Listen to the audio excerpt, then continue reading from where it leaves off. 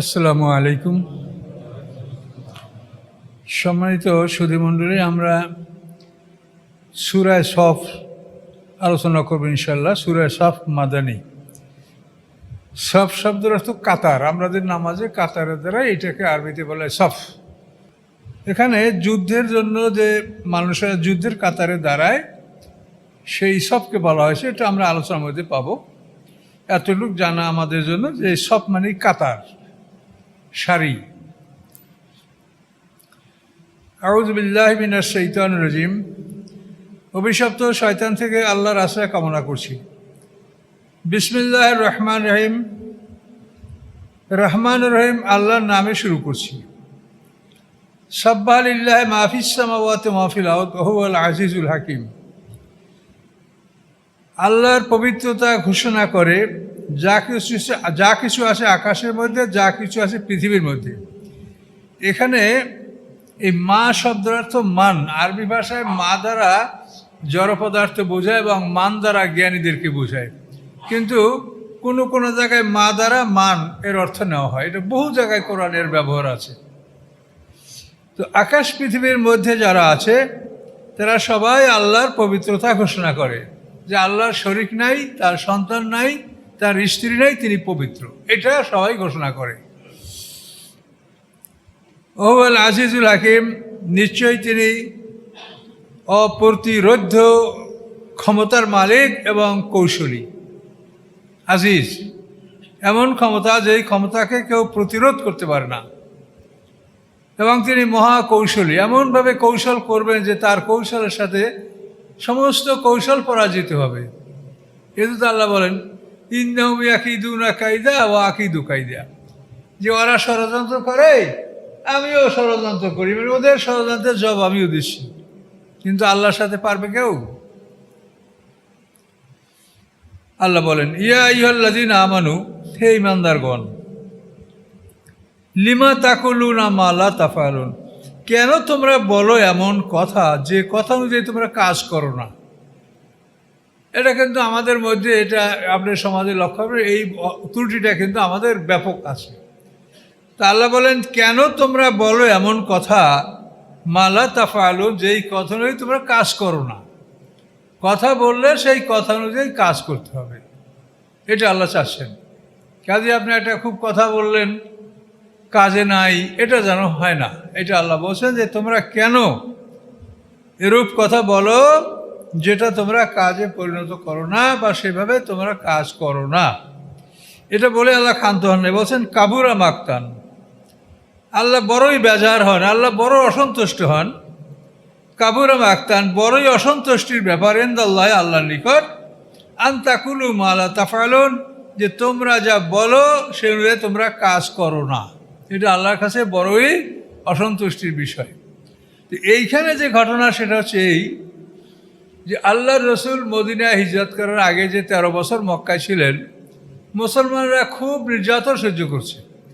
কিন্তু মুসলমানরা বারবার আল্লাহ রসুলের কাছে বলেছেন যে যুদ্ধের আদেশ দেওয়া হোক, আমরা যুদ্ধ করব, বাঁচি মরি যা হয় তাই হবে।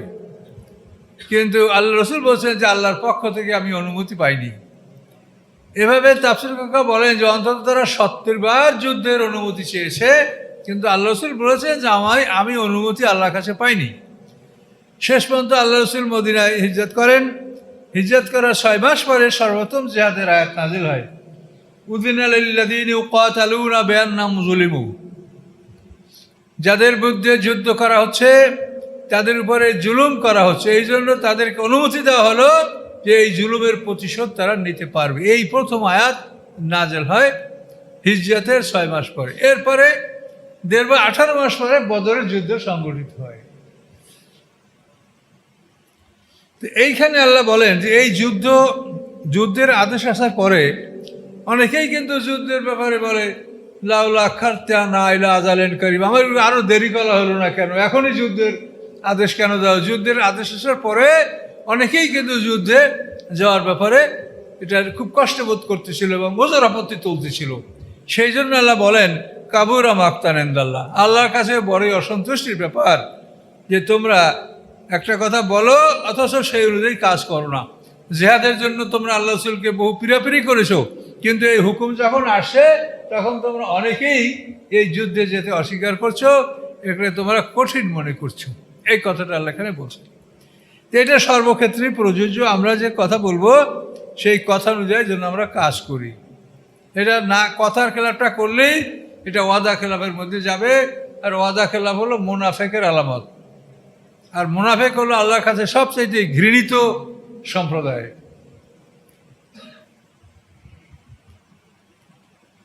ইন্নাল্লাহা ইউহিব্বুল্লাযীনা ইউকাতিলুনা ফী সাবিলি সাফফান, এই যে সফ, কার নাম বুনিয়ানুম মারসুস, মনে হয় যেন তার একটা প্রাচীর, অত্যন্ত মজবুত সীসা ঢালা প্রাচীর।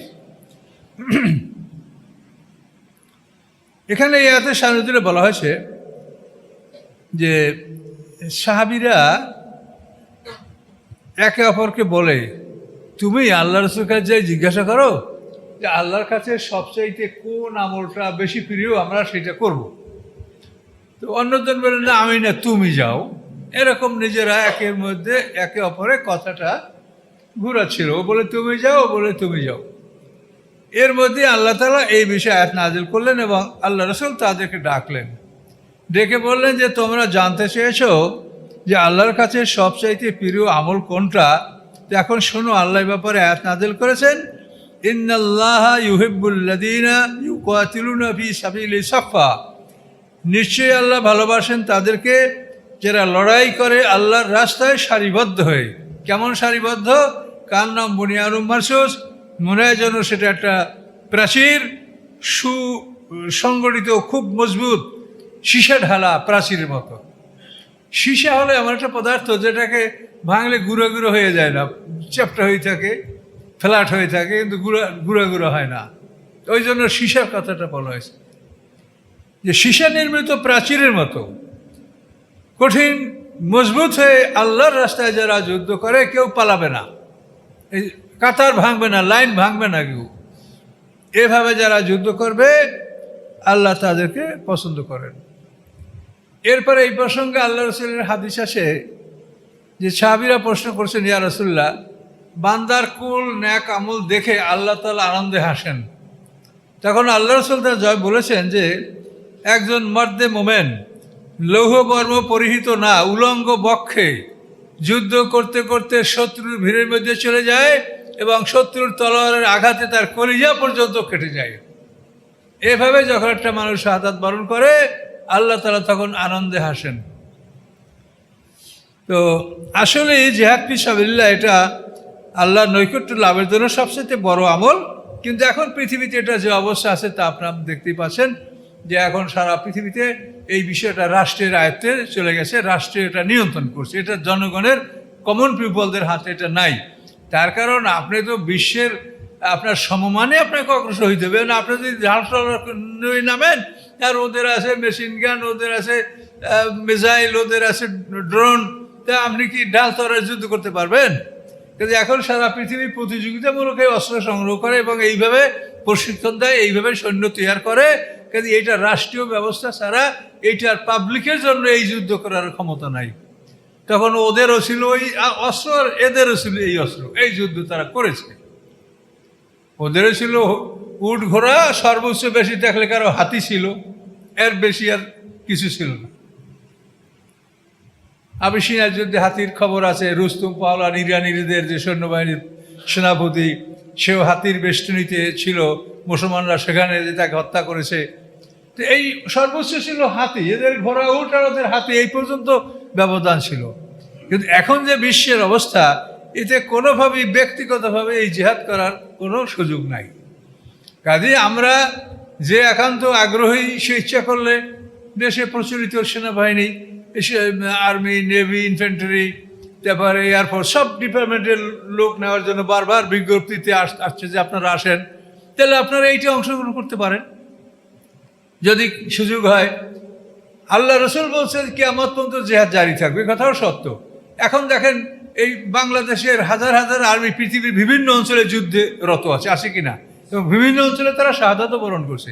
বেনিনে তো বহু মুসলমানদের আর্মি শাহাদাত বরণ করছিল, আফ্রিকায়। কাজে এই জন্য আল্লাহ রসুলের কথাও সত্য, কোরআনের কথাও সত্য কিন্তু যুগে যুগে অবস্থাটা যা হয়েছে এটার সাথে তো আমাদেরকে পাল্লা দিয়ে চলতে হবে, এটা তো নিজের ইচ্ছে চলা যাবে না। কাজে এই জন্য জেহাদের বিষয়টা রাষ্ট্রের উপরে ন্যস্ত। তারপরও জেহাদের জন্য অন্যান্য যে আইন কানুন আছে সেগুলো আরও কঠিন। এই যেটা আমরা এক্ষুনি বললাম যে আল্লাহ রসুল মানে অনুমতি আল্লাহর কাছ থেকে পান নেই, তার কারণ জেহাদ করার জন্য পূর্ব শর্ত হলো একটা রাষ্ট্র কায়েম করা। একটা রাষ্ট্র সৃষ্টি না হলে যুদ্ধ করা যাবে না। তুমি যদি যুদ্ধে পরাজিত হও তো তুমি তোমার দেশে ফিরে আসতে পারবে। তোমার যদি রাষ্ট্র না থাকে, তুমি পরাজিত হও তো তুমি সব মাঠে মারা যাবে, একটা লোক তোমার বাঁচবে না। এইভাবে আল্লাহ তো বলেননি, আল্লাহ তো দয়ালু, তার কাজের তো একটা প্ল্যান আছে। কাজে তোমার রাষ্ট্র থাকতে হবে, রাষ্ট্র ছাড়া এই যুদ্ধ করা যাবে না। এই জন্য মদিনায় ইসলামী রাষ্ট্র সৃষ্টি না হওয়া পর্যন্ত জেহাদের আদেশ আসে নাই।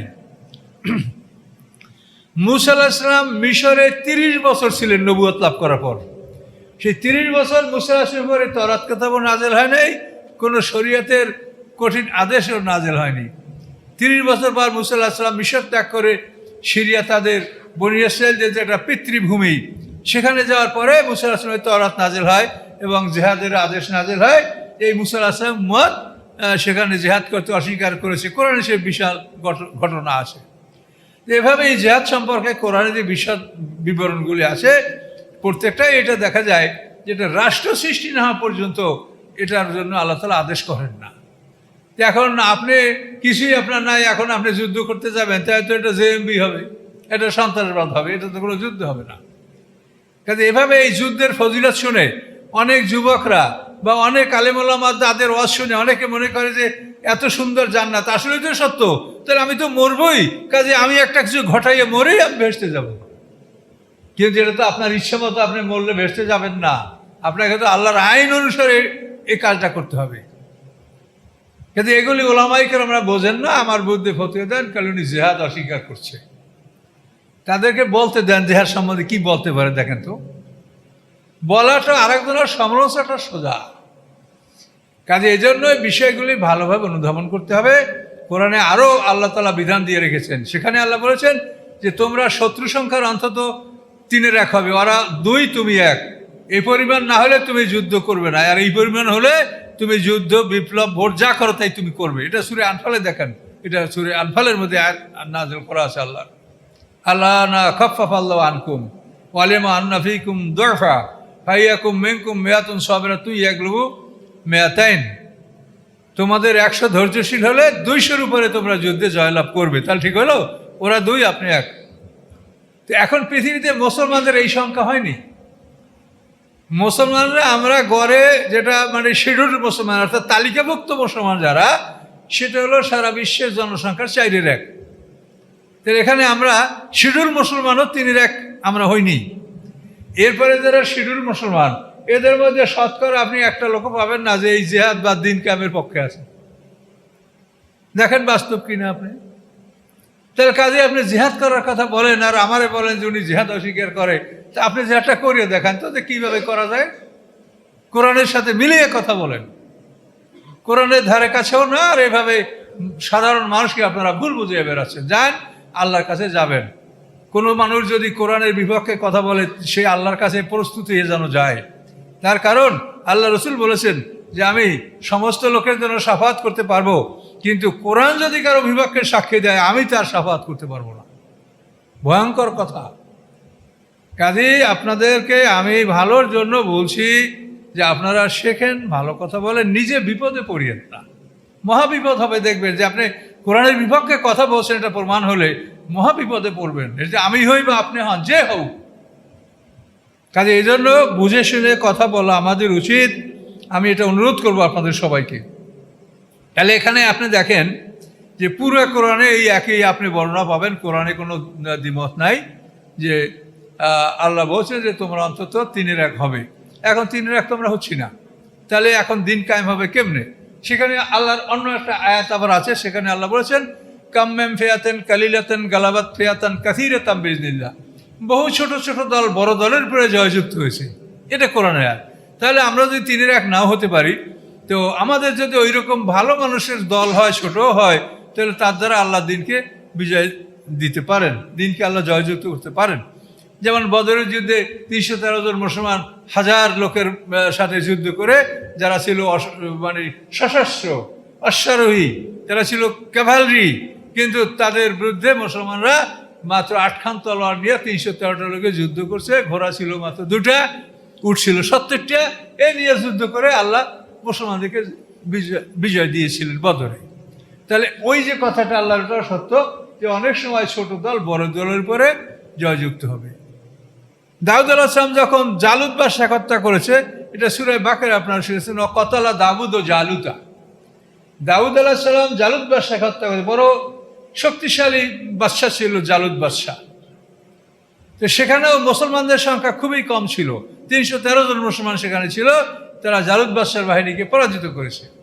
তাহলে ছোট দলও বড় দলকে পরাজিত করতে পারবে, কিন্তু সেই দলের মধ্যে নবীদের সমমানের মানুষ, সাহাবীদের সমমানের মানুষ লাগবে। সেটা আপনার আমার মতো মানুষ হইলে হবে না। আমরা তো মানে সবসময় পালাবার চিন্তায় থাকি যে কখন আমরা পালাবো। কাজে এই জন্য ঈসা আলাইহিস সালাম আকাশ থেকে আসবেন। তিনি যখন আসবেন, তার নেতৃত্বে যুদ্ধ যখন হবে, তখন আসহাবে কাহফ এখানে যোগদান করবে। তারপরে খিজির আলাইহিস সালাম এবং এইভাবে বুযুক্ত ব্যক্তিবর্গ যখন এই যুদ্ধে যোগদান করবে, তখন সেই সময় অল্প সংখ্যক লোকের মাধ্যমে সারা পৃথিবীকে তারা জয় করবে। এটা অবশ্যই এটা হবে, এটা না হইয়া কিয়ামত হবে না। তাম পৃথিবীতে আর একবার আল্লাহর দিন কায়েম না হইয়া কিয়ামত হবে না। একবার দিন কায়েম হয়েছে আল্লাহ রসুলের সময়, এবং সেটা স্থায়ী ছিল 30 বছর মাত্র। এই 30 বছরের পরে সেটা ভেঙে চুরমার হয়ে গেছে, যেটা আপনারা কারবালার ইতিহাসে আপনারা শুনছেন। এটা আপনাদেরকে দেওয়া আছে, আমাদের চ্যানেলটা তো ডিলিট হয়েছে, তো তাজিব চ্যানেল এটা আছে, খুঁজে বাইর করে সেখান থেকে দেখবেন। তা আবার কিন্তু ঈসা আলাইহিস সালাম আসলে আবার দিন কায়েম হবে, এবং এই কায়েমের পরে এটা যখন আস্তে আস্তে বিলুপ্ত হবে, তখন কিয়ামত আসবে। কিয়ামত এখনই আসবে না, এই আলামতগুলো আসতে হবে, তারপর কিয়ামত আসবে। তো এই কথাগুলো আল্লাহ বলছেন, ইন্নাল্লাহা ইউহিব্বুল্লাযীনা ইউকাতিলুনা ফী সাবিলিহি সাফফান কান্নাহুম বুনিয়ানুম মারসুস। নিশ্চয়ই আল্লাহ তাআলা ভালোবাসেন তাদেরকে যারা আল্লাহর পথে লড়াই করে সারিবদ্ধভাবে, যেমন তারা শীষে ঢালা প্রাচীর, মজবুত নির্মিত প্রাচীরের মতো শক্তভাবে সারিবদ্ধ হয়ে তারা শত্রুদের বিরুদ্ধে লড়াই করে। এটা আল্লাহর ইচ্ছা, আল্লাহ এটা পছন্দ করেন।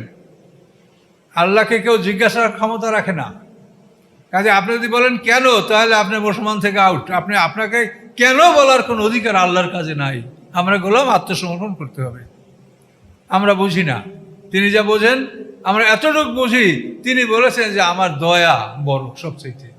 কাজে আমরা বিনয়ী থাকবো, হুকুম মানবো, আল্লাহর দয়া পাবো। কেন বলার কোনো অধিকার আমাদের নাই। তিনি এটা পছন্দ করেন যে হক আর বাতিল, সত্য মিথ্যা, ভালো মন্দ, ন্যায় অন্যায়, এই দুইটা তোমরা সংগ্রাম করবে, সত্যকে প্রতিষ্ঠা করবে, বাতিলকে নির্মূল করবে। এই সংগ্রাম তোমাদের থেকে আমি দেখতে চাই। এটা আল্লাহর অভিপ্রায়, আল্লাহ এটা চান। এবং এইটা দেখার জন্য আল্লাহ তাআলা আমাদেরকে সৈন্যবাহিনীকে যেরকম সর্বোচ্চ বেতন দেওয়া হয়, আল্লাহ তাআলা আমাদেরকে তার পৃথিবীর সর্বশ্রেষ্ঠ নেয়ামতগুলি আমাদেরকে দিয়েছেন, যেগুলি অন্য কাউকে দেওয়া হয় নাই।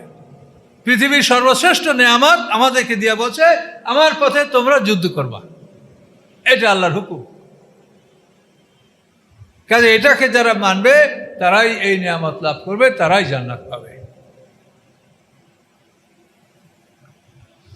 এরপরে আল্লাহ সামনে বলছেন, ওয়াইদ ক্বালা মূসা লিকওমিহি। স্মরণীয় ঘটনা স্মরণ করা যেতে পারে, যখন মূসা আলাইহিস সালাম তার জাতিকে বললেন, ইয়া কওমে, হে আমার জাতি, লিমা তুযুনানি, তোমরা আমাকে কষ্ট কেন দিচ্ছ। কষ্টটা কি দেখেন, আল্লাহ বললেন যে আমালেকদের বিরুদ্ধে যুদ্ধ করতে তোমরা যাও, আর ওরা বললেন ফাযহাব আনতা ওয়া রাব্বুকা ফাকাতিলা ইন্না হাহুনা কায়দুন। হে মূসা, তুমি আর তোমার রব যাইয়া যুদ্ধ করো, আমরা এখানে বসে থাকবো। কেমন কথা বলেন। কত কষ্ট পেয়েছে পয়গম্বর তখন অন্তরে। এভাবে নানাবিধ কষ্ট মূসা আলাইহিস সালামকে দেওয়া হয়েছে। তো এই জন্য মূসা আলাইহিস সালাম বলেন, লিমা তুযুনানি, তোমরা আমাকে কষ্ট কেন দিচ্ছ। ওয়াকাদ তা'লামুনা, অবশ্যই তোমরা জানো, আন্নী রাসূলুল্লাহ আলাইকুম, আমি তোমাদের প্রতি আল্লাহর রসুল। ফালাম্মা জাগু, যখন তারা বাঁকা হলো, আযাগ আল্লাহ কুলুবহুম, আল্লাহ তাদের অন্তরকে আরো বাঁকা করে দিলেন। নিজেরা বাঁকা যখন হয়েছে, বাঁকা হবেই, তো আল্লাহ তাআলা ওটার সাথে আরো তাদেরকে বাঁকা করে দিলেন। খারাপ যখন তুমি করতেই চাও, তো খারাপের জন্যই আল্লাহ তাআলা তোমার সুযোগ করে দেবে, করো, বিনা হিসেবে দোজখে যাও। আর যাকে আল্লাহ ভালোবাসেন, সে অন্যায় করতে গেলেই কাঁপে উঠবে, বা একবার অন্যায় করলে তার বিরাট লস হবে, ক্ষতি হবে, জানমালের এটা সেটা হবে। যখন বুঝতে পারবে যে আল্লাহ আমার থেকে এটা পছন্দ করেন না, সে কিন্তু ফিরে আসবে। এটা মোমেনরা এটা দেখতে পাবেন যে তারা কোনো ক্ষেত্রে ভুল করলেই তখন তার একটা জানমালের ক্ষতি হবে, যাতে সে বুঝতে পারবে যে আমি এই ভুল করছি বলে আমার এটা হচ্ছে, তখন সে আল্লাহর পথে আবার ফিরে আসে। আর যারা কাফের, তাদের জন্য আল্লাহ খারাপ কাজের সুযোগ দিয়েই দেন, যে যাতে বিনা হিসেবে দোজখে যেতে পারে, আর যেন হিসাব খারাপ করা লাগে না। ফালা নুকিমু লাহু ইয়াউমাল কিয়ামাতে ওয়াজনা, যে কিয়ামতের দিন তার জন্য আমি ওজন স্থাপন করব না। আল্লাহু লা ইয়াহদিল কওমাল ফাসিকিন, আল্লাহ তাআলা ফাসিক সম্প্রদায়কে হেদায়েত দান করেন না। ওয়াজ ক্বালা ঈসা ইবনে মারইয়াম, স্মরণীয় ঘটনা, যখন মারইয়ামের পুত্র ঈসা আলাইহিস সালাম যখন বললেন, কি বললেন? ইয়া বনি ইসরাঈলা, হে বনি ইসরাঈল। ঈসা আলাইহিস সালাম কিন্তু বনি ইসরাঈলদের নবী।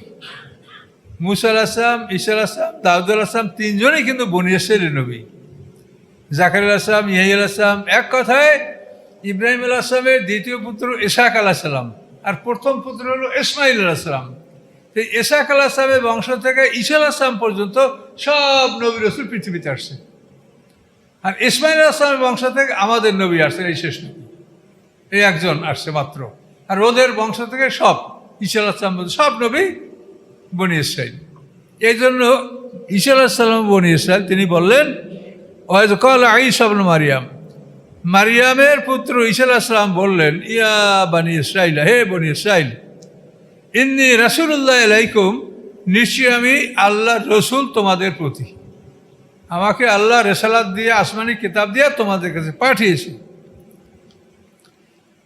মুসাদ্দিকাল লিমা বাইনা ইয়াদাইয়া মিনাত তাওরাত, এবং তোমাদের সামনে যে তাওরাত কিতাব আছে, আমি তার অনুমোদনকারী, আমি তাকে সত্য বলে সাক্ষী দেই যে ওই কিতাবটা সত্য, ওটা আসমানি কিতাব, কিন্তু ওটার সময় পার হয়ে গেছে, এখন এই কিতাবের উপরে তোমাদের আমল করতে হবে। এটা হলো মুসাদ্দিকা। আর কি, আমি ওই কিতাবটাকে অনুমোদন করি। আর কি করি? মুবাশশিরাম বিরাসূলিন, আমি সুসংবাদদায়ী একজন রাসূলের, ইয়াতি মিন বাদি, যেই রাসূল আমার পরে আসবে, ইসমুহু আহমদ, তার নাম হচ্ছে আহমদ। ঈসা আলাইহিস সালাম সরাসরি বনি ইসরাঈলদেরকে এই কথা বলে দিলেন যে আমার পরে একজন নবী আসবে, তার নাম আহমদ। এই আহমদ নামটা রাখছিল মায় আমেনা, আর মুহাম্মদ নামটা রাখছে দাদায়। আল্লাহ রসুলের দুটো নামই কোরআন পাকে আছে, আহমদ, মুহাম্মদ।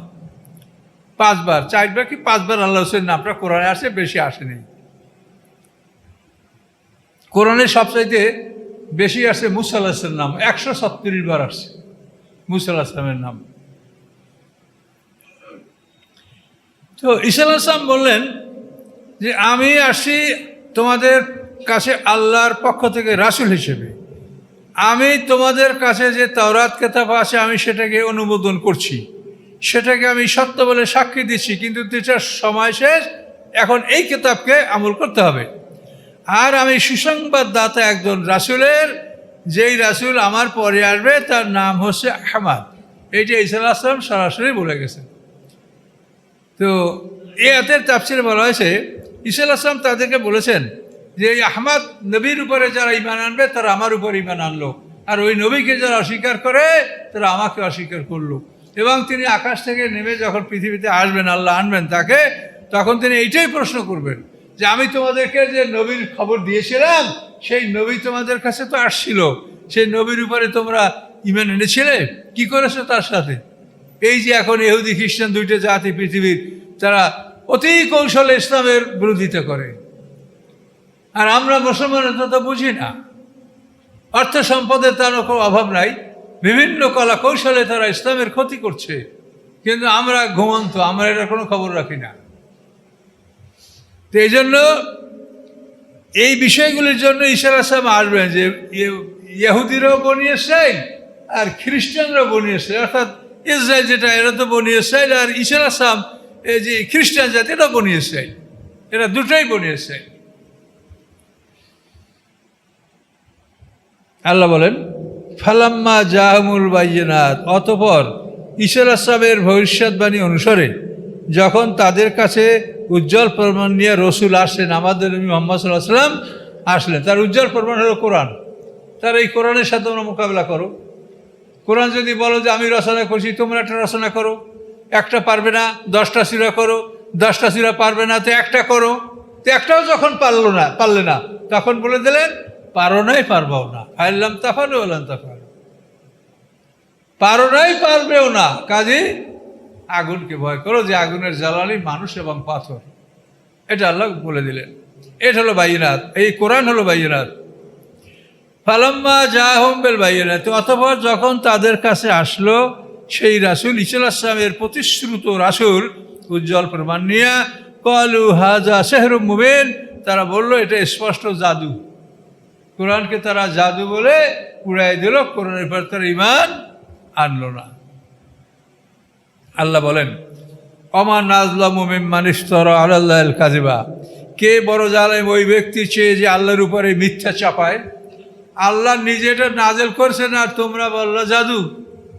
তো তোমরা আল্লাহর উপরে মিথ্যা চাপালে, আল্লাহ মুহাম্মদ সাল্লামকে পাঠাইছেন নবী, আর তোমরা বলো তাকে জাদুকর, কাহেন, গণক, কবি। তোমরা আল্লাহর উপরে মিথ্যা রচনা করছো।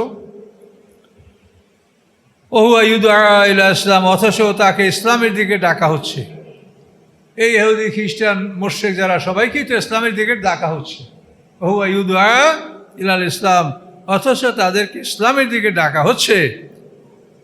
আল্লাহু লা ইয়াহদিল কওমা যালিমিন, আল্লাহ তাআলা জালেম সম্প্রদায়কে পথ প্রদর্শন করেন না। করছে তো করাই আছে, সবাই তো শুনতে পাচ্ছে কোরআন, কিন্তু হেদায়েত তারা গ্রহণ করবে না। ইউরিদুনা লিইউতফিউ নূরাল্লাহি বিআফওয়াহিহিম, তারা চায় যে তারা নিভিয়ে দেবে আল্লাহর আলোকে তাদের মুখ দ্বারা। ফাহুন এর বহুবচন আফওয়াহ, মুখ।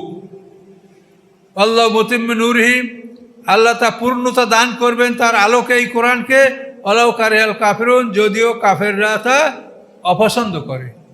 তো এইখানে লিইউতফিউ নূরাল্লাহে অধিকাংশ তর্জমা যারা করছে তারা লেখছে মুখের ফুৎকারে। এরা হচ্ছে কি ওই একজনের লেখছে সেইটা দেখে আর একজনের লেখছে, এই জন্য সবাই লেখছে মুখের ফুৎকারে। এখন প্রশ্ন হলো যে মুখ দ্বারা ফুঁক দেওয়া যায়, এই ফুঁকটাই কি মুখের বড় ফাংশন, না মুখ থেকে কথা বলা, যুক্তিতর্ক উপস্থাপন করা এইটা বড় ফাংশন? কোনটা বলেন? কি ফুঁক দেওয়াটাই মুখের প্রধান ফাংশন? তাহলে আল্লাহ বলছেন তারা মুখ দ্বারা আল্লাহর নূরকে তারা নিভেই ফেলতে চায়। এর মুখ দ্বারা ফুৎকার না, তাদের মুখ দ্বারা এই যে বলো এটা জাদু, এটা গণক, এটা কাহেন, এটা মোহাম্মদ, এটা সব তো মুখ দ্বারা হচ্ছে, এটা তো ফুঁক দিয়ে হয় না। কাজে একজনের লাগছে মুখের ফুৎকারে, এখন ওই সবাই তর্জমা লাগছে মুখের ফুৎকারে। এই জন্য আমি এটা তর্জমা সহ কোরআনের তর্জমা লিখছি, ইনশাল্লাহ এটা দেখতে পাবেন যে প্রত্যেকটা জটিল জায়গায় এবং যেগুলা উচিত ছিল না সেই কথাগুলোকে আমার সাধ্য অনুযায়ী আমি এগুলো ভালো করে রেখেছি। খুব সহজে ইনশাল্লাহ মানুষ বুঝতে পারবে। জানি না আল্লাহ তাআলা আমাকে সময় দিবেন কি না। আমি সব সময় ওই তাফসীর লেখার সময় ভয় ভয় লিখেছি যে আল্লাহ আমি মরে গেলে কে লিখবি, তাহলে কেমন হবে, দিবারাত্রি চেষ্টা করছি। আবার মনে হচ্ছে যে কোরআনটা সহজ তর্জমা লিখে যাই, তর্জমা যেগুলি আছে এগুলি ভাষা কঠিন, সাধারণ মানুষ পড়লে বোঝে না। আর অবস্থাটা এমন, এই আল্লাহ মাফ করুক, আমি এটা আমার সিনিয়রদের সমালোচনা ঠিক না, যে জায়গাটা কঠিন সেই জায়গাটায় তারা আরও কঠিন ভাষা ব্যবহার করছে, কিন্তু যে জায়গাটা কঠিন সেখানে আরও হালকা ভাষা ব্যবহার করে যেটা বুঝাতে হবে। কিন্তু আমি যে জায়গাটা কঠিন সেখানে আমরা ভাষাও কঠিন ব্যবহার করে রেখেছি, খুব জটিল হয়ে গেছে। এই জন্য এটা সহজে কিন্তু মানুষ আপনারা নিজেরই পড়ে দেখেন, তখন বুঝতে পারবেন আমার কথার বাস্তবতা। তো এখন এখানে যে মুখের ফুৎকার এই কথাটা বলবেন না। ফাহুন মানে মুখ, তারা মুখ দিয়ে অর্থাৎ যুক্তিতর্ক দিয়ে এর বিরোধিতা করে সমালোচনা করে তারা এই আল্লাহর আলোকে তারা নির্বাপিত করতে চায়, এক্সটিংগুইশ করতে, এটা নিভিয়ে ফেলতে চায়। আল্লাহ বলছেন আল্লাহ মুতিম্মু নূরি, আল্লাহ পরিপূর্ণতা দান করবেন তার আলোকে। এই কোরআনকে আলো বলা হয়েছে, আনজালনা আলাইকুম নূরাম মুবিনা। এই কোরআন হচ্ছে একটা আলো। ওয়ালাউ কারিহাল কাফিরুন, যদিও কাফেররা তা অপছন্দ করে। হুয়াল্লাযী আরসালা রাসূলাহু বিল হুদা ওয়া দীনিল হক, তিনি সেই আল্লাহ যিনি পাঠিয়েছেন তার রাসূলকে অর্থাৎ মুহাম্মদ সাল্লাল্লাহু আলাইহি ওয়াসাল্লামকে বিল হুদা, হেদায়েত নিয়ে, এবং দীনুল হক, সত্য বিধান নিয়ে। দুইটা জিনিস, একটা হলো হেদায়েত, এই হেদায়েতের কথা হবে আগে, আইন হবে পরে। আগে মানুষকে বোঝাতে হবে যে এই কাজের এই ফল, এই কাজ করলে এই পাওয়া যাবে এবং এই না করলে শাস্তি হবে ইত্যাদি। এই হেদায়েতের কথাগুলো আগে বলতে হবে। হেদায়েতের কথা অমান্য করলে তারপর তার জন্য আইন প্রয়োগ করতে হবে। লিইয়ুযহিরাহু আলা দ্বীনি কুল্লি, তো আল্লাহ তাআলা হেদায়েত এবং আইন নিয়ে পাঠিয়েছেন কেন? যে এই আইনটাকে জয়যুক্ত করতে হবে, বিজয়ী করতে হবে সমস্ত আইনের উপরে। অন্যান্য সব আইন যেটা পৃথিবীতে আসে তার চাইতে আল্লাহর আইনটা সুন্দর, এই আইনটাকে সব আইনের উপরে প্রাধান্য দিতে হবে। ওয়ালাউ কারিহাল মুশরিকুন, যদিও কাফেররা এটা অপছন্দ করে। তো এখন রসুল দুইটা জিনিস নিয়ে আসেন, বেল হুদা বা দীনুল হক। হেদায়েতের কথাগুলি, যেন আপনাদেরকে এখন হেদায়েতের কথা বলা হচ্ছে যে আপনারা নামাজ পড়বেন, রোজা রাখবেন, মিথ্যা বলবেন না, ওয়াদা পালন করবেন, এগুলি সব হেদায়েতের কথা, তাই না? এখন এই হেদায়েতের কথা যারা মানবে না তাকে আপনি কি করবেন? সেই সময় আসবে আইন। আল্লাহ বলছেন চুরি করিও না, ডাকাতি করিও না, জেনা করিও না, এটা হলো হেদায়েত। এখন যে মানবে না সে চুরি করবে, ডাকাতি করবে, জেনা করবে, তখন কি করবেন? তখন আপনার আইনের আশ্রয় নিতে হবে। তখন আইন দিয়ে সমাজকে ঠান্ডা রাখতে হবে। এই জন্য পয়গম্বরদের দুইটা কাজ, এক হলো হেদায়েতের বাণীগুলি তারা নিয়ে আসেন এবং আইনও নিয়ে আসেন। যে হেদায়েতের বাণী যারা মানে তাদের জন্য আইন লাগে না, ভালো মানুষের জন্য আইন লাগে। একটা মানুষকে মার্ডার করে 1 লক্ষ টাকা চুরি করে, আর আপনারা ইনশাল্লাহ এই সমাজে এমন লোক যে আপনার কাছে রাতের অন্ধকারে 10 লাখ টাকা রেখে গেলে ভোরে আসার অন্ধকারে আপনার কাছ থেকে নিয়ে যাবে। তাতে পৃথিবীতে কেউ কোনোদিন এর সমস্ত মানুষের টাকা রাখে নাই, রাখছেন আপনারা কেউ? বা এরকম মুসলমান ভালো ভালো মানুষ সব শহরে বন্দরে আসে, দেশ বিদেশ থেকে ব্যবসা বাণিজ্য করতে আসে, এই বিশ্বস্ত মানুষদের কাছে টাকা পয়সা রাইখা তারা ঘুমিয়ে থাকে, ভোরে বা আবার রাতের অন্ধে টাকা নিয়ে ব্যবসা করে। এই টাকার জন্য একজনে গুলি করে, আর যাদের কাছে এই টাকা এমনিই দিয়ে যায়, কোনো সাক্ষী প্রমাণ নাই, তারা তো কেউ এই টাকা রাখে না। তাহলে আইন লাগে যাদের মধ্যে হেদায়েত নাই। হেদায়েত যাদের মধ্যে নাই তাদের জন্য আইন, আর যাদের মধ্যে হেদায়েত আছে, হেদায়েতকে যারা গ্রহণ করছে, তারা আইন ছাড়াই তারা ভালো পথে চলে। তো এই জন্য নবী রাসূলদের কাজ হলো হেদায়েতের কথাগুলি নিয়ে আসা এবং আইন নিয়ে আসা। এই আইন ছাড়া, যেহেতু হেদায়েতের কথা তো সমাজের কম লোকেই গ্রহণ করবে, হেদায়েতের কথা কম লোকেই গ্রহণ করবে, অধিকাংশ লোকে তো গ্রহণ করবে না। কাজে যখন করবে না তখন সেই মানুষগুলোকে কীভাবে আপনি নিয়ন্ত্রণ করবেন, কীভাবে সমাজে শান্তি আসবে, সে সময় লাগবে আইন। যেমন আল্লাহ রসুল যখন মদিনার গভর্নর হয়ে যখন তিনি ইসলামের আইন প্রয়োগ করলেন, মুহূর্তের মধ্যে মদিনা শহর ঠান্ডা হয়ে গেল। সবাই বিয়া করবে, কেউ চুরি করবে না, ব্যবসায়ীরা মাল খোলা রেখে ব্যবসা করবে, এই যে একটা সুযোগ সুবিধা সৃষ্টি হয়ে গেল। মেয়েদেরকে মহারণা দিয়ে সবাই বিয়া করবে, যেহেতু আল্লাহ রসুল এমন জেনার বিচার করেছেন, দেখা সবাই প্রাণ উল্টে গেছে, বাপ রে বাপ, এই রাজার দেশে অন্যায় করলে, জেনা করলে, ধরা পড়লে জীবন থাকবে না, সবাই বিয়া করো। এই আইনের কারণে সব মানুষগুলো সোজা হয়ে গেছিল। তো এই জন্য আইন, হেদায়েত এবং আইন, এই দুইটা জিনিস নিয়ে নবী রাসূলরা আসেন। কাজে আমাদের সমস্যা হলো যে আমরা যদি কোরআন নিয়ে কথা না বলি তো এই কথাগুলো আসে না। কোরআন নিয়ে কথা না বললে, আপনারা এই যে জুমার সময় যে কথাগুলো শুনেছেন, আপনারা বলেন এটা আমার জন্য, আপনাদের জন্য বলছি, যে আপনারা কি জীবনে এই কথা শুনেছেন যে এরকম কোরআনে কথা আছে? কেমনে শুনবেন? কোরআনের কথা না শুনলে এগুলো শোনা যাবে না। এই জন্য আল্লাহর কোরআনকে প্রথম থেকে শেষ পর্যন্ত শোনা, প্রচার করা, এটা আল্লাহ ফরজ করে দিয়েছেন। ইয়া রাসূল বাল্লিগ, হে রাসূল আপনি প্রচার করুন। কি? মা উনজিলা ইলাইকা মির রাব্বিক, রবের পক্ষ থেকে আপনার কাছে যে অবতীর্ণ হয়েছে এটা আপনি পুরোপুরি প্রচার করেন। ওয়াইল্লাম তাফআল, যদি আপনি না করেন, যদি কোনো আয়াত প্রচার করতে বাকি থাকে তো ফামা বাল্লাগতা রিসালাতাহু, তাহলে আপনি রিসালাতের তাবলীগ করেন নাই, অর্থাৎ একটা যদি বাকি থাকে তা আপনার এটা গ্রহণ করা হবে না, সব বাদ, পুরোপুরি করতে হবে। এখন এই কথাটা আমরা আলেমরা কতখানি মেনেছি? অমুক মানেন না, তমুক মানেন না, আপনি কি মানছেন নিজে হিসাব করে দেখেছেন? দেখবেন যদি হিসাবের সামনে যাবেন, 50,000 বছর সমান বিচারের সামনে আপনি আমি আমরা সবাই যাব, সেই দিন দেখবেন যে আপনি কি করছেন আর আমি কি করছি, বা আপনি যার ত্রুটি ধরেন সে কি করছে আর আপনি নিজে কি করছেন, সেই দিন বোঝা যাবে। যে এই যে কথাটা আপনার জন্য আল্লাহ ফরজ করে দিয়েছে যে কোরআনের প্রথম থেকে শেষ পর্যন্ত সব আয়াতগুলি প্রচার করতে হবে, এটা একজনের জীবনে বলে যে আমি এটা করেছি। এটা আমি আপনাদেরকে ঠকাবার জন্য বলছি না, আপনাদের ভালোর জন্য বলছি।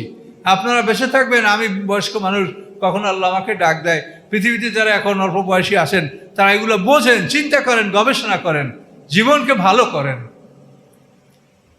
চিন্তা ভাবনা করেন, গবেষণা করেন, জীবনকে ভালো করার চেষ্টা করেন। এই যে ফরজ, এই ফরজে কোনো সন্দেহ আছে? ইয়া ইয়া রাসূল বাল্লিগ, ইম্পারেটিভ সেন্টেন্স, আমর যেটাকে বলে, বাল্লিগ, প্রচার করুন। এবং রাসূলের পর এটা কে করবে? ওয়ারাসাতুল আম্বিয়া। এই যে হাদিস, আল্লাহ রসুল বলছেন আল উলামা ওয়ারাসাতুল আম্বিয়া, এটা বিশুদ্ধ হাদিস। তার কারণ কোরআনে আল্লাহ বলছেন সুম্মা আওরাসনাল কিতাবাল্লাযিনা ইসতাফাইনা মিন ইবাদিনা, যে রাসূলের মৃত্যুর পরে, নবীদের মৃত্যুর পরে, নবীদের তিরোধানের পরে আমি একদল বাছাইকৃত মানুষকে আসমানি কিতাবের ওয়ারিস বানিয়েছি। এটা কোরআনে আছে। কোরআনে এই ওয়ারিস বানানোর কথা আছে, আর রাসূলও বলছেন আল উলামা ওয়ারাসাতুল আম্বিয়া। হাদিস হবে এইরকম যে কোরআনেও আছে আর রাসূলও বলছে। এখন যদি হাদিস হয় উল্টা, তাহলে সেটা কি হাদিস হবে? এই জন্য জাল কিভাবে হয় এটা আপনারা ইউটিউবে ছাড়বেন না, শুধু দেখানোর জন্য আমি আজকে দুইটা বই আপনার কাছে নিয়ে আসি, যে এই যুগেও মানুষ কিভাবে জাল করে, মানুষের কত সাহস, এটা আপনি অবাক হয়ে যাবেন। তাফসীর আমরা এই রুকুতে আসছি, তো এখানে আমরা সমাপ্ত করব। খুব গুরুত্বপূর্ণ, এগুলো খুব বেশি আলোচনা করা যাবে না। যে তাহলে এখানে এই জিনিসটা বোঝেন যে নবী রাসূলটা দুটো জিনিস নিয়ে আসেন। একটা হলো হেদায়াত, কি করলে একটা মানুষ দোজখ থেকে মুক্তি পাবে, কি করলে একটা মানুষ জান্নাতে, যে এগুলো সব হেদায়েতের কথা। এখন এই কথা আপনি তো জানেন, আল্লাহই বলছেন পৃথিবীর অধিকাংশ মানুষ মুমিন হবে না, এটা আল্লাহর কোরআনের কথা, হবেই না। আমা আকসারুন নাসি ওয়ালাউ হারাসতা বিমুমিন, এর আসলে আপনি যতই কামনা করেন পৃথিবীর অধিকাংশ লোক মুমিন হবে না। তো যখন মুমিন হবে না, তখন সমাজে আপনি শান্তি প্রতিষ্ঠিত কিভাবে করবেন? আপনার আইন লাগবে। যেখানে আইন যত করা করি সেখানে সেই সমাজটা তত সুন্দর, এটা সারা পৃথিবী দেখতে পাচ্ছেন। কিন্তু আল্লাহর আইন এসেই তো সুন্দর, এটা বাস্তবে যদি আপনারা প্রয়োগ করতেন তাহলে দেখতেন যে ওই আইনগুলোর চেয়ে তো আল্লাহর আরো সুন্দর। তাহলে এই দুইটা জিনিস সম্পর্কে আপনাদেরকে সতর্ক হতে হবে। এটা আপনি প্রয়োগ করতে পারবেন না, যেহেতু সেই সুযোগ নাই, ইসলামী রাষ্ট্র নাই, কিন্তু তারপর এটা জানার অধিকার এবং মানুষকে জানানোর অধিকার আছে। আপনি যদি লাইনে থাকেন তাহলে আপনি লাইন ধরতে পারবেন, আর লাইন থেকে পড়ে গেলে আর লাইনে উঠতে পারবেন না। এই জন্য ঈসা আলাইহিস সালাম আসবেই এবং মাহদী আলাইহিস সালাম আসবেনই। কাজে আমাদেরকে লাইনে থাকতে হবে, আল্লাহর কোরআনে কি বলা আছে এগুলো আমাদেরকে জানতে হবে, অন্যদেরকে জানাতে হবে। এই ব্যাপারে একটা সতর্কতা বা আমাদের জ্ঞান রাখতে হবে। তো এই রুকুটা এখানেই শেষ। এখানে আপনি এই জিনিসটা ভালো করে বোঝেন যে নবী রাসূলরা দুটো জিনিস নিয়ে আসছে, আর আমরা ওয়ারাসাতুল আম্বিয়া, আমাদের এই দুটো জিনিসকে গুরুত্ব সহকারে আমাদের দেখা উচিত এবং বলা উচিত। কিন্তু আমরা হেদায়েতের কথাগুলি তো কম বেশি সবাই আমরা বলি, কিন্তু দিনের কথা বা আইন সম্পর্কে কথাবার্তা আমরা খুবই কম বলি। এটা আপনি খুবই কম লোক পাবেন যে জাকাতের 13 ফরজ এইটা জানে, এরকম আলেমদের মধ্যে আপনারা খুব কম পাবেন। এখন আমরা বহুবার প্রচার করতে করতে ইনশাআল্লাহ আল্লাহর মর্জি এটা অনেকটা মানুষের আয়ত্তে আসে বা অনেক মানুষ জানতে এটা সক্ষম হয়েছে। কিন্তু এইসব কথা বলার পরে আমার জীবনে আমি সবসময়ই বাধাগ্রস্ত হয়েছি। এই যে খোদা বলা যাবে না আল্লাহ, এটা নিয়ে যখন বলছি তখনও বাধাগ্রস্ত হয়েছি। বিনা বাধায় কোনোটাই অগ্রসর হতে পারে নাই, কিন্তু আস্তে আস্তে জ্ঞানীরা বুঝছে যে না আসলে ঠিক, কিন্তু এটা বললেই তখন বাধা শুরু হয়। তো এই জন্য আপনারা ঘাবড়াবেন না, আল্লাহর দিন বিনা বাধায় অগ্রসর হয় না।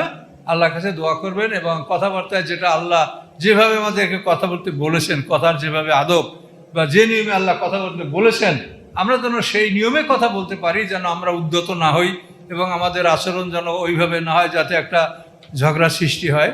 এই জন্য আল্লাহ আমাদের যেন তৌফিক দান করেন। সকল বলুন আল্লাহুম্মা আমিন। ربنا ظلمنا أنفسنا وإن لم تغفر لنا وترحمنا لنكونن من الخاسرين ربنا لا تزغ قلوبنا بعد إذ هديتنا وهب لنا من لدنك رحمة إنك أنت الوهاب ربنا آتنا في الدنيا حسنة وفي الآخرة حسنة وقنا عذاب النار ربنا لا تؤاخذنا إن نسينا واخطأنا ربنا ولا تحمل علينا إصرا كما حملته على الذين من قبلنا ربنا ولا تحملنا ما لا طاقة لنا به واعف عنا واغفر لنا وارحمنا أنت مولانا فانصرنا على القوم الكافرين سبحان ربك رب العزة عما يصفون سلام على المرسلين الحمد لله رب العالمين السلام عليكم